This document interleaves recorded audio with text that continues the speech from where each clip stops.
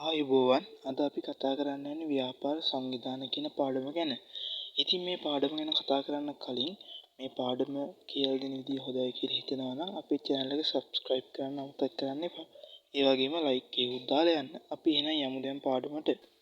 ඉතින් අපි ගත්තොත් ව්‍යාපාර සංවිධානයක් කියන්නේ මිනිස්සුන්ගේ තියෙන අවශ්‍යතා හා උවමනා සපුරාලන්න අවශ්‍ය කරන භාණ්ඩයක් හරි සේවාවක් හරි හදන්න පුද්ගලයෙකු හෝ පුද්ගලයන් කිහිප දෙනෙකු ඒකරාශී වී පිහිටවා ගන්නා සංවිධානයක්.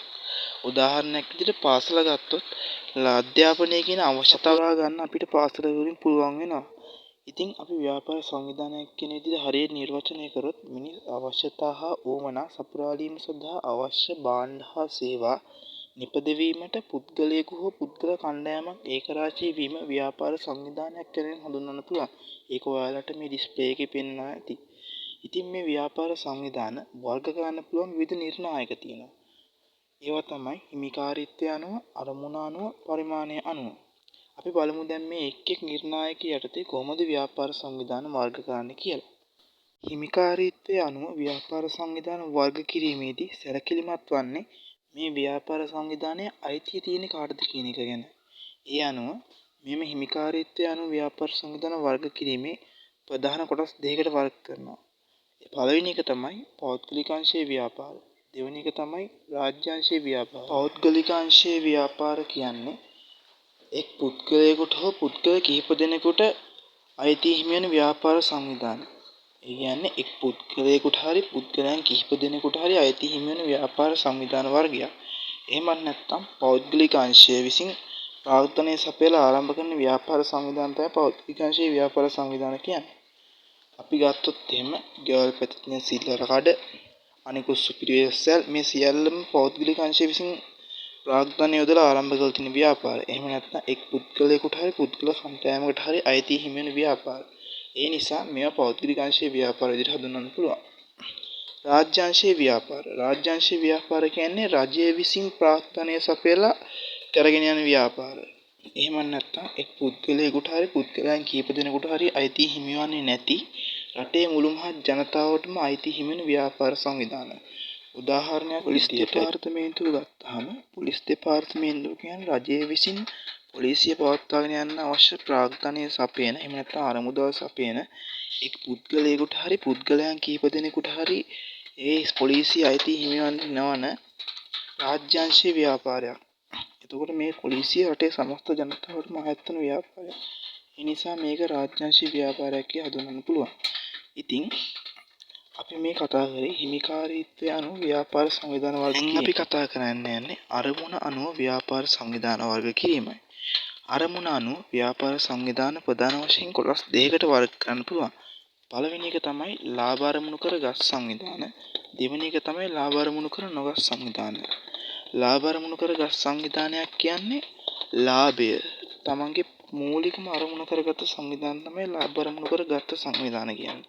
ඒ කියන්නේ ලාභ ලැබීමේම අරමුණින් යුතුව ක්‍රියාත්මක කරන ව්‍යාපාර තියෙනවා නම් ඒක තමයි ලාභ අරමුණු කරගත් ව්‍යාපාර කියන්නේ. ලාභ අරමුණු කරගත් ව්‍යාපාර පෞද්ගලික අංශය වගේම රාජ්‍ය අංශයේ දැකෙන්න පුළුවන්. ලාභ අරමුණු කර නොගත් ව්‍යාපාර. ලාභ අරමුණු කර නොගත් ව්‍යාපාර කියන්නේ ලාභය තමන්ගේ මූලික අරමුණ කරගත්තේ නැති ව්‍යාපාර. ලාභය තමන්ගේ මූලික අරමුණ වෙන්නේ නැහැ මේ ව්‍යාපාරවල. ඉතින් මේ ව්‍යාපාර පෞද්ගලික අංශයෙන් මෙම රාජ්‍ය අංශයෙන් දකින්න පුළුවන්. ලාභය මේ ව්‍යාපාරවල මූලික අරමුණ වෙන්නේ නැත්තම් මේ ව්‍යාපාරවල මූලික අරමුණ වෙන්නේ මොකද්ද? මේ ව්‍යාපාරවල මූලික අරමුණ වෙන්නේ සමාජ සුබ සාධනය. ඉතින් අපි දැන් මේ කතා කරේ අරමුණ අනුව ව්‍යාපාර සංවිධාන වර්ග කරන්නේ කොහොමද කියලා. අරමුණ අනුව ව්‍යාපාර සංවිධාන, ලාභ අරමුණු කරගත් ව්‍යාපාර සංවිධානයි ලාභ අරමුණු කර නොගත් ව්‍යාපාර සංවිධානය වශයෙන් කොටස් දෙකයි. ලාභ අරමුණු කරගත් කියන්නේ ලාභය තමන්ගේ මූලික අරමුණු කරගත් ව්‍යාපාර සංවිධාන. ලාභ අරමුණු කර නොගත් කියන්නේ ලාභය නෙමෙයි අරමුණ සමාජ සුබ සාධනය තමයි අරමුණ. ඉතින් අපි ඊළඟට බලමු පරිමාණය අනුව ව්‍යාපාර සංවිධාන වර්ග කරන්නේ කොහොමද කියලා. පරිමාණය අනුව ව්‍යාපාර සංවිධාන වර්ග කිරීමේදී යොදා ගන්න ලබන නිර්ණායක කිහිපයක් තියෙනවා. අපි මුලින්ම මේ නිර්ණායක මොනවද කියලා බලමු. පළවෙනි එක තමයි ව්‍යාපාරයේ ප්‍රාග්ධන ප්‍රමාණය. ව්‍යාපාරයේ ප්‍රාග්ධන ප්‍රමාණය කියන්නේ අයිතිකරු මේ ව්‍යාපාරයේ පටන් ගද්දි මේ ව්‍යාපාරයට කොච්චර ප්‍රාග්ධනයක් යොදනවද කියන එක. ඉතින් මේ යොදවන ප්‍රාග්ධනය අනුව ව්‍යාපාර පරිමාණය අනුව වර්ග කිරීම සිදු කරනවා. ඊට අමතරව සේවක සංඛ්‍යාව.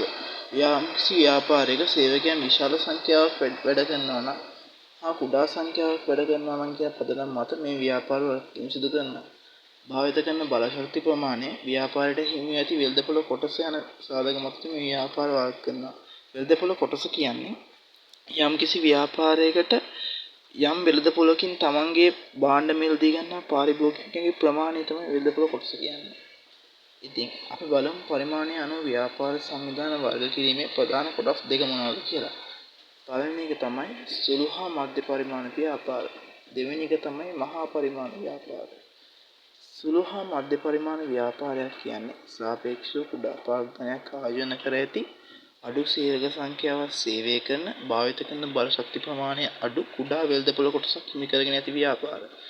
ඉතින් මහා පරිමාණ ව්‍යාපාර කියන්නේ භාවිත කරන බල ශක්ති ප්‍රමාණය වැඩි විශාල ප්‍රාග්ධනයක් ආයෝජනය කරලා තියෙන වැඩි සේවක සංඛ්‍යාවක් සේවය කරන ව්‍යාපාර තමයි මහා පරිමාණ ව්‍යාපාර කියන්නේ. ඉතින් පරිමාණය අනුව ව්‍යාපාර සංවිධාන වර්ග කිරීමේ ප්‍රධාන වශයෙන් කොටස් දෙකයි. පළවෙනි එක තමයි සුළු හා මධ්‍ය පරිමාණ ව්‍යාපාර. දෙවෙනි එක තමයි මහා පරිමාණ ව්‍යාපාර. ඊට අමතරව පරිමාණය අනුව ව්‍යාපාර සංවිධාන වර්ග කිරීමේදී ඔයාලා දැනගන්න ඕනේ ප්‍රධාන කාරණා දෙකක් තියෙනවා. පළවෙනි එක තමයි සේවකයන් ප්‍රමාණය අනුව ශ්‍රී ලංකාවේ සුළු හා මධ්‍ය පරිමාණ හා මහා පරිමාණ ව්‍යාපාර වර්ග කරන එක ආයතනයක් වන්නේ ජන හා සංඛ්‍යා ලේඛන දෙපාර්තමේන්තුවයි.